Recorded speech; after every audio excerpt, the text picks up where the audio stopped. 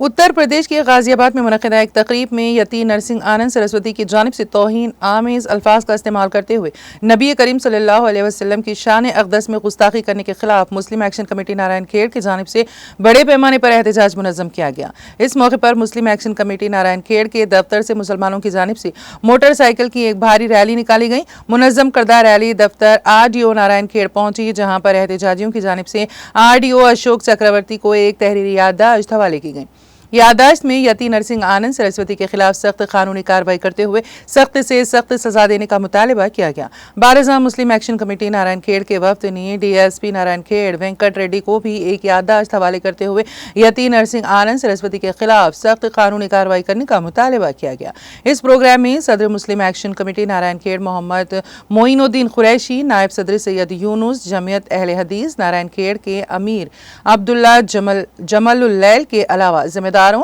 سید ماجد، محمد غوث چشتی، محمد توصیف، رشید، صبور کے علاوہ دیگر مقامی مسلم نوجوانوں کی کثیر تعداد نے شرکت کی۔